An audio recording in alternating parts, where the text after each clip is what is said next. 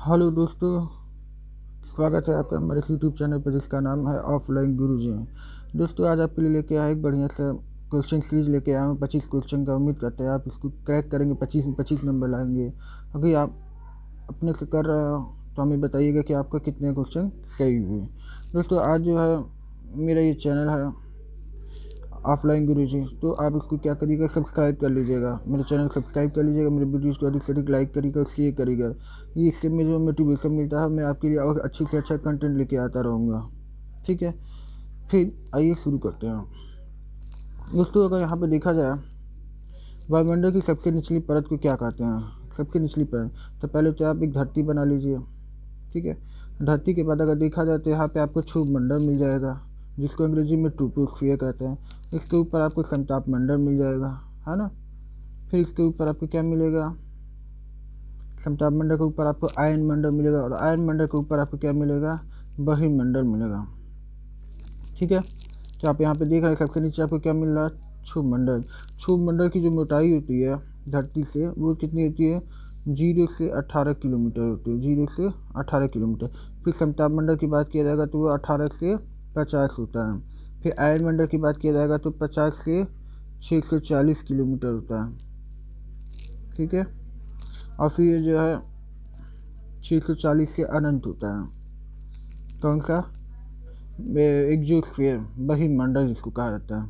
ठीक है, तो इस प्रकार जो है अगर मैं देखूँ इस प्रश्न का उत्तर, तो अभी मैंने बताया कि वायुमंडल की सबसे निचली परत को क्या बोलते हैं, क्षुभमंडल बोलते हैं। ठीक है दोस्त, उम्मीद करते हैं आपको यहाँ तक समझ में आया होगा।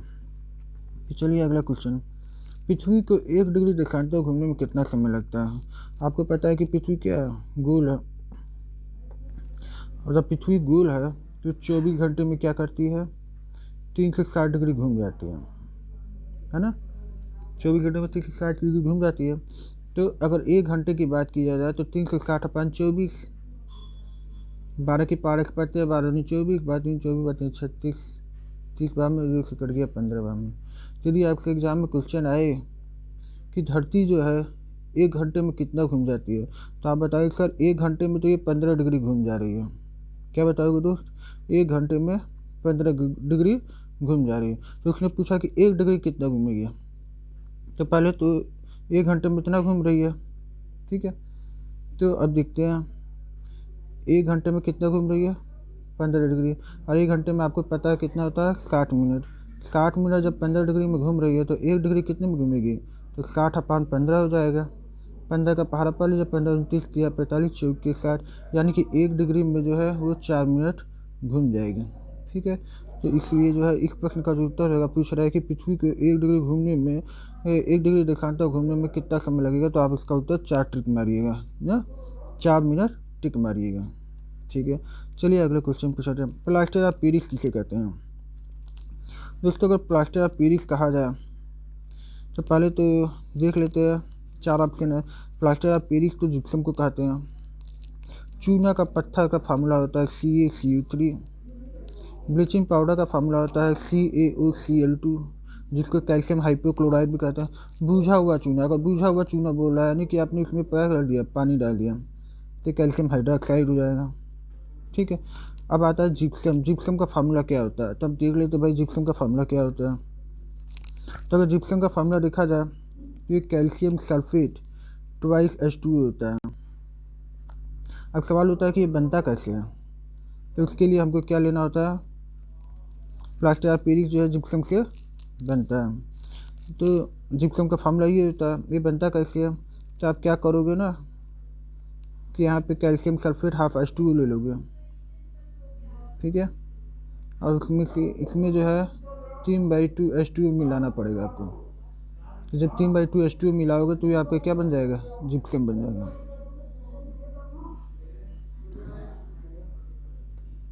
ठीक है दोस्त, उम्मीद करते हैं आपको यहाँ तक समझ में आया होगा कि जो इस प्रश्न का जो उत्तर है, प्लास्टर ऑफ पेरिस किससे बनता है, तो आपका जिप्सम से बनता है। ठीक है, चलिए अगले क्वेश्चन पर चलते हैं। मछलियाँ किसकी सहायता से सांस लेती है। अगर यहाँ पे देखा जाए मछलियाँ किसकी सहायता से सांस लेती है, तो वो गलफड़े से सांस लेती है, गिल्स, गिल्स जिसको बोला जाता है। ठीक है, अगले क्वेश्चन पर, हरे पौधे द्वारा भोजन बनाने की प्रक्रिया क्या है। हरे पौधे द्वारा जो भोजन बनाते हैं तो वो आपके क्या बनाते हैं, प्रकाश संश्लेषण, फोटोसिंथेसिस।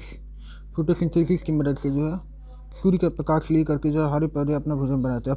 अब प्रकाश संश्लेषण की बात आई है तो प्रकाश संश्लेषण का देखते हैं कैसे बनता है। ये प्रकाश संश्लेषण में एग्जाम में है, कई बार क्वेश्चन है कि प्रकाश संश्लेषण में होता क्या है।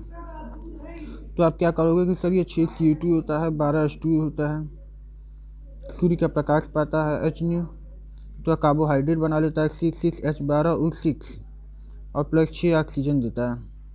तो इसलिए कहा जाता है कि अधिक से अधिक पेड़ लगाइए। क्यों? क्योंकि सूर्य के प्रकाश में अपना भोजन बनाते हैं, अपने कार्बोहाइड्रेट लेते हैं और कार्बोहाइड्रेट लेते हैं साथ में हमें ऑक्सीजन भी देते हैं।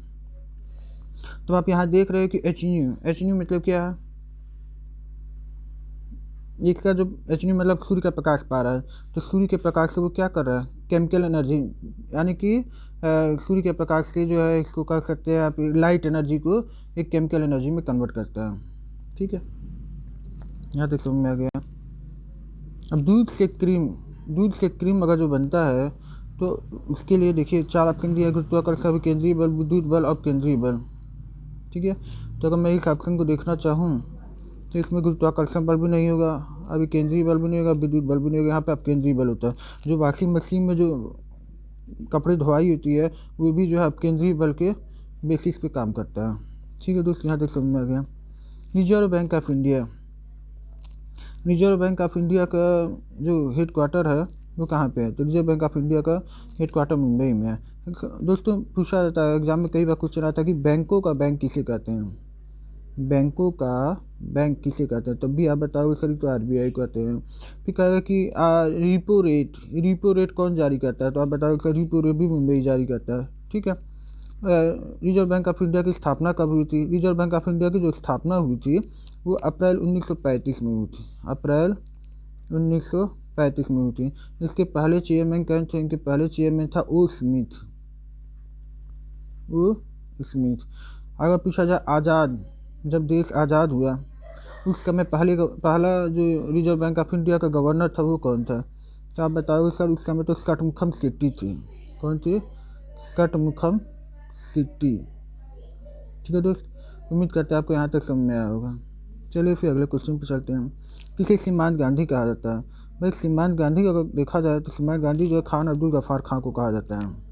किसको कहा जाता है? खान अब्दुल गफ़ार खां को कहा जाता है। इनके बारे में कहा जाता है कि जब इंदिरा गांधी ने जब देश आज़ाद हो गया था, जब इंदिरा गांधी प्राइम मिनिस्टर थी तो उन्होंने खान अब्दुल गफ़ार खां को स्वागत किया था। तो जब उन्होंने स्वागत किया था तो क्या था कि बहुत थोड़ा सा कपड़ा लेके आए थे, पुतली बांध के, नहीं होता गांव के लोग जैसे छोटा सा कपड़ा में बांध के ले आए थे। तो इंदिरा गांधी ने कहा कमांडो से कि इनका जो सामान है उनको वापस रख दो, तुम लोग ले लो ना।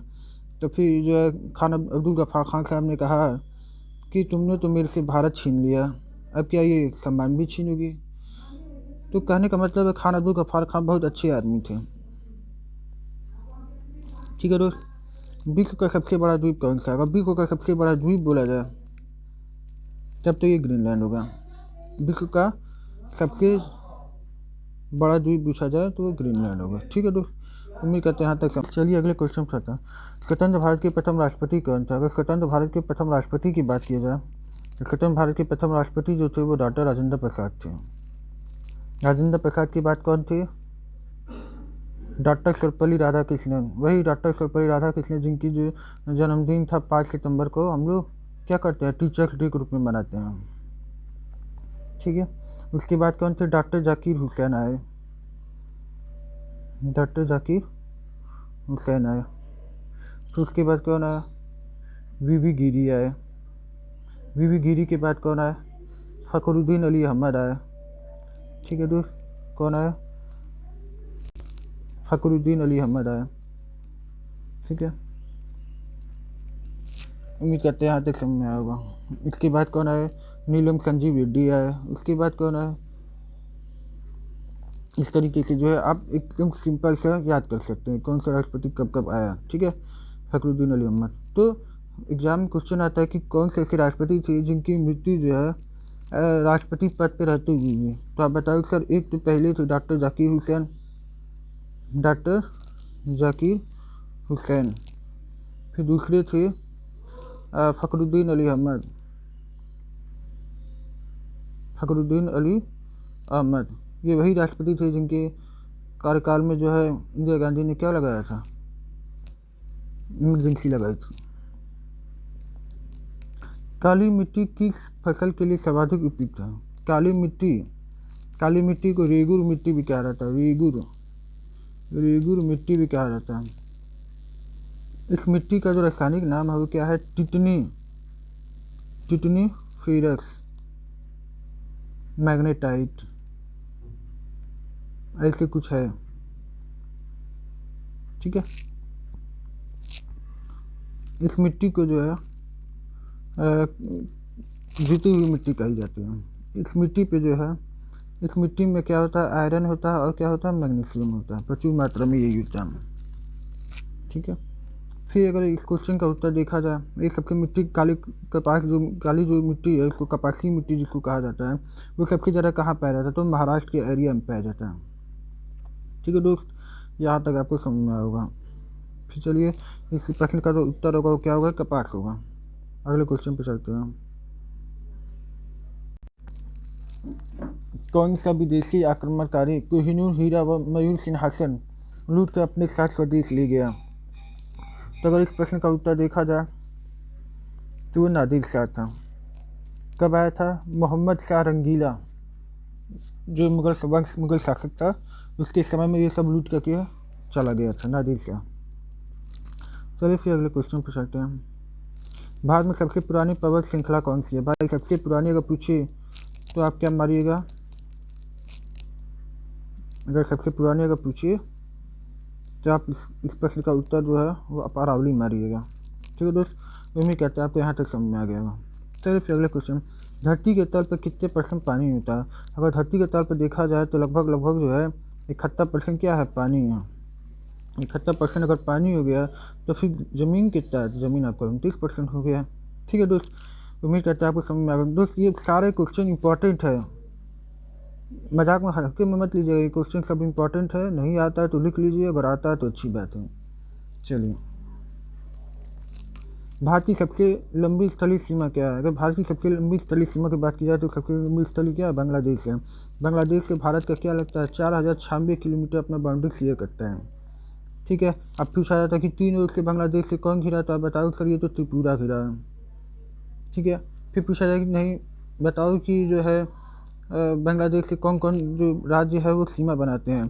तो आप बताओगे सर ये तो असम बनाते हैं, ठीक है, असम बनाते हैं। फिर जो है पश्चिम बंगाल भी बनाता है, ठीक है, मेघालय भी बनाता है, ठीक है, उत्तर प्रदेश, नागालैंड, मणिपुर, मिजोरम भी बनाता है,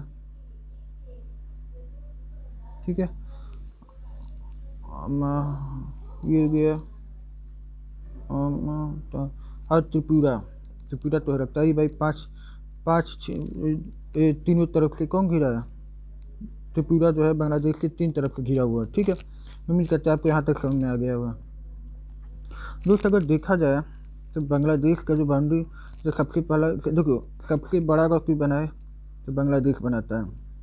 बांग्लादेश के बाद कौन बनाता है? चीन बनाता है। चीन के बाद कौन बनाता है? पाकिस्तान बनाता है। पाकिस्तान के बाद कौन बनाता है? नेपाल बनाता है, ठीक है। नेपाल के बाद कौन बनाता है? म्यांमार बनाता है। म्यांमार के बाद कौन बनाता है? भूटान बनाता है। भूटान के बाद कौन बनाता है? अफगानिस्तान बनाता है। तो आपसे एग्जाम में क्वेश्चन आएगा कि सबसे बड़ा बाउंड्री शेयर कौन करता है? तो आप बताओ सर बांग्लादेश करता है। और सबसे कम बाउंड्री शेयर कौन करता है? तो आप बताओ सर ये तो अफगानिस्तान करता है, ठीक है। चाइना कितना करता है? 3488 किलोमीटर, ठीक है। और नेपाल कितना करता है? 13 26 51 1351 किलो। बांग्लादेश कितना करता है? 4096 किलोमीटर। अफगानिस्तान कितना करता है? 106 किलोमीटर, ठीक है दोस्त। उम्मीद करते हैं आपको यहाँ तक समझ में आ गया होगा, ठीक है। फिर चलते हैं अगले क्वेश्चन पर। दोस्त एक चीज़ इंपॉर्टेंट मैं बताना चाहता हूँ। बहुत से लड़के क्या करेंगे, अगर एग्जाम में क्वेश्चन आएगा कि पाकिस्तान से कौन कौन से राज्य जो है सीमा बनाते हैं, तो दोस्त कहेंगे कि सर ये 4 बनाते हैं। कौन कौन बनाते हैं? कहेंगे गुजरात बनाता है, है, गुजरात बनाता है, गुजरात के ऊपर जाएंगे तो राजस्थान बनाता है, राजस्थान के ऊपर जाएंगे तो पंजाब बनाता है, पंजाब के ऊपर जाएंगे तो जम्मू कश्मीर बनाता है। लेकिन गलत कर रहे हैं, यही तो आप गलती कर रहे हैं। जम्मू कश्मीर जो है अब केंद्र शासित प्रदेश हो गया है। इसलिए अगर पूछा जाए कि कितने राज्य हैं, तब आप बताओ सर ये 3 राज्य गुजरात, राजस्थान, पंजाब जो है पाकिस्तान के साथ क्या करते हैं, सीमा बनाते हैं। जम्मू कश्मीर अब केंद्र शासित प्रदेश हो गया है, तो इसलिए अब ऐसी गलती मत करिएगा। अगर क्वेश्चन आएगा कि पाकिस्तान से कितने राज्य सीमा बनाते हो, तो आप 3 राज्य बताइएगा। ठीक है, गुजरात, राजस्थान और पंजाब। ठीक है दोस्त, उम्मीद करते हैं आपको यहाँ तक समझ में आया होगा। चलिए फिर अगले क्वेश्चन पर चलते हैं। हमारे सौरमंडल का सबसे बड़ा ग्रह कौन है? भाई अगर क्वेश्चन के हिसाब से देखा जाए तो जो है यहाँ पे बुध जो है सबसे छोटा ग्रह है। अब बृहस्पति क्या है, सबसे बड़ा ग्रह है, सबसे बड़ा ग्रह है। ठीक है, अब देखते हैं इसका कि सूर्य से कैसे होता है। दोस्तों अगर देखा जाए तो देखिए, पहले तो यहाँ पर सूर्य है, मान लीजिए सन। यहाँ पे क्या आएगा, बुध आएगा। बुध के बाद क्या आता है, बुध के बाद शुक्र आता है। शुक्र के बाद पृथ्वी आती है। पृथ्वी के बाद मंगल आता है।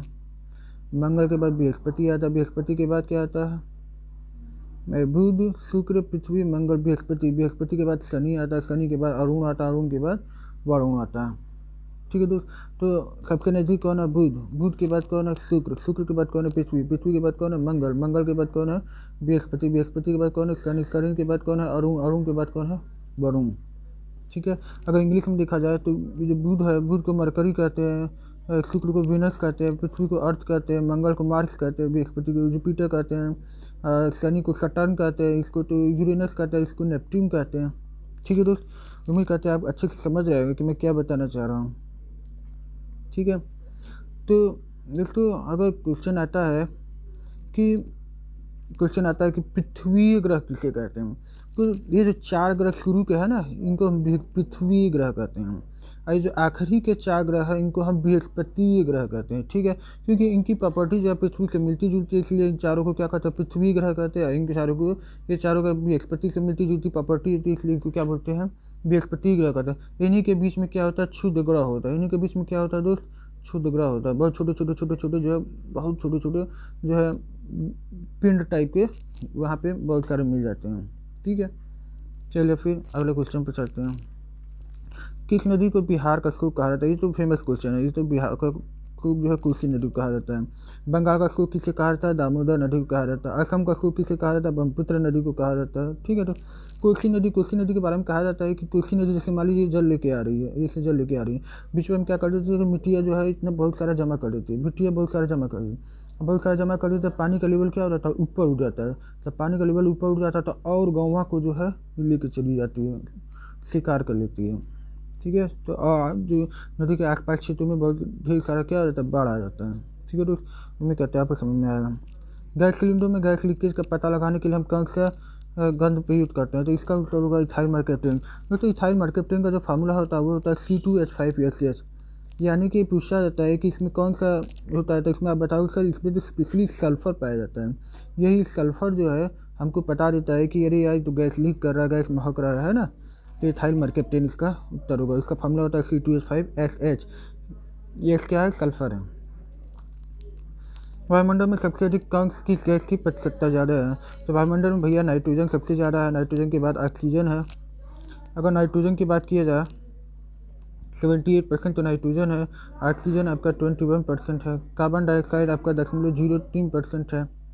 और बाकी में जो है क्या है, अक्री गैस है। अक्री गैस में 1% के लगभग जो है अक्री गैस है, जिसमें जो है आपका आर्गन आ जाएगा, नियॉन आ जाएगा, ये सब आ जाएगा, हीलियम भी आ जाएगा। ठीक है दोस्त, उम्मीद करते हैं आपको यहाँ तक समझ में आया होगा। चलिए अगले क्वेश्चन पर चलते हैं। कोणार्क सूर्य मंदिर, कोणार्क अगर सूर्य मंदिर पूछा जाए तो कोणार्क सूर्य मंदिर जो है ये आपका उड़ीसा में है। इसको बनवाया किसने था, नरसिंह देव प्रथम। किसने बनाया था, नरसिंह देव प्रथम ने बनवाया था। ठीक है, उम्मीद करते हैं आपको यहाँ तक समझ में आएगा। किस देश से अलग होकर 1971 में बांग्लादेश का निर्माण हुआ? बांग्लादेश का निर्माण 1971 में हुआ था। ठीक है, बांग्लादेश का निर्माण 1971 में हुआ था। तो वो जो है पाकिस्तान से अलग होकर बना था, क्योंकि हम जानते हैं कि 1947 में जब पाकिस्तान अलग हुआ तो जैसे हमारा ये इंडिया है, मैं मान लीजिए सॉरी यहाँ पे देखते हैं थोड़ा सा, ये मान लीजिए कि ये इंडिया है हमारा। ठीक है, तो इंडिया का इधर क्या था, पाकिस्तान था, इधर क्या था, बांग्लादेश था। उस समय क्या होता था कि इसको हम पश्चिमी पाकिस्तान के नाम से जानते हैं। जब देश का बंटवारा हुआ, जब पाकिस्तान अलग हुआ, तो इसको हम पश्चिमी पाकिस्तान की तरफ जानते थे और इसको हम पूर्वी पाकिस्तान के नाम से जानते थे। ठीक है, फिर जो है इन दोनों के बीच में युद्ध हो गया, है ना, क्योंकि पाकिस्तान के लोग बांग्लादेश का क्या करते, बहुत शोषण कर रहे थे, तो इसलिए इन दोनों के बीच में युद्ध हो गया। तो फिर जो है आज जो बांग्लादेश जो है इससे अलग हो गया 1971 में।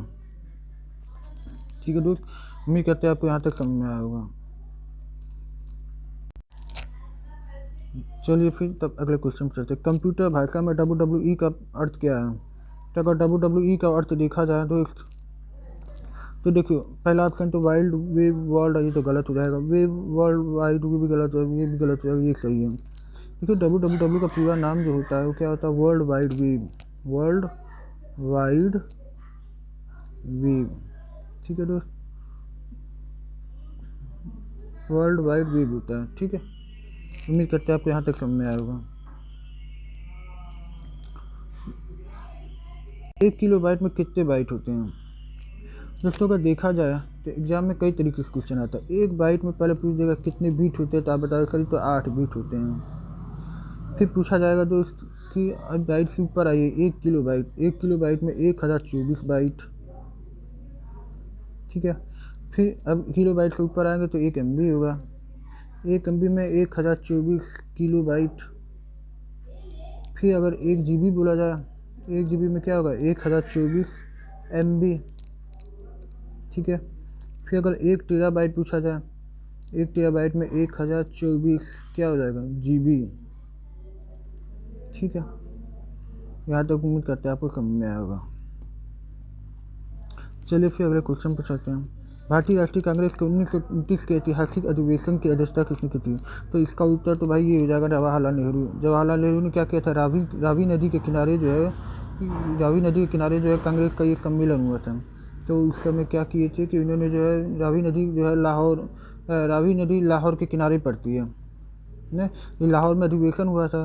तो लाहौर में जो है लाहौर जो है रावी नदी के किनारे पड़ता है। तो वहाँ पे इन्होंने क्या किया था? झंडा फहराया था। सर्वप्रथम जो है भारतीय झंडा फहराया था। उन्होंने वादा किया था कि जो 26 जनवरी 1930 से जो है हम अपना क्या मनाएंगे? स्वाधीनता दिवस मनाएंगे।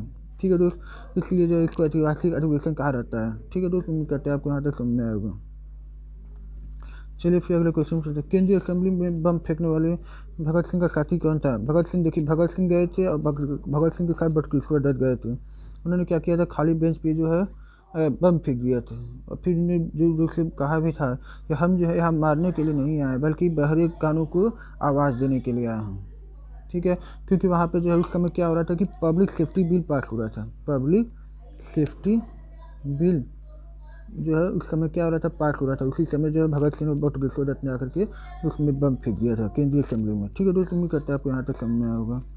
फिर चलिए तब फिर अगले क्वेश्चन पर चलते हैं। मुस्लिम लीग ने भारत विभाजन की मांग सबसे पहले कब की थी? भारत विभाजन की मांग अगर देखा जाए तो सबसे पहले 1940 में किया था। ठीक है दोस्त, उम्मीद करते हैं आपको यहाँ तक समझ में आया होगा। दोस्तों कैसा लगा मेरा आज का क्वेश्चन सीरीज? कमेंट करके ज़रूर बताइएगा। दोस्त आप अपना फीडबैक ज़रूर दिया करिए। आप अपना फीडबैक देते हो तो हमें अच्छा लगता है, हमें मन करता है कि हाँ मेरे दोस्त जो है हमारे वीडियो से कुछ सीख रहे हैं, तो मुझे अच्छे से अच्छा कंटेंट आपके लिए लेके आना ज़रूरी है। दोस्त उम्मीद करते हैं आपको समझ में आ रहा है मैं क्या कहना चाह रहा हूँ। ठीक है दोस्त, तो प्लीज़ मेरे चैनल को अधिक से अधिक सब्सक्राइब करिए, अधिक से अधिक वीडियो को शेयर करिए और लाइक दीजिए। ठीक है दोस्त, तब मिलते हैं अगले वीडियो में, तब तक के लिए धन्यवाद। जय हिंद।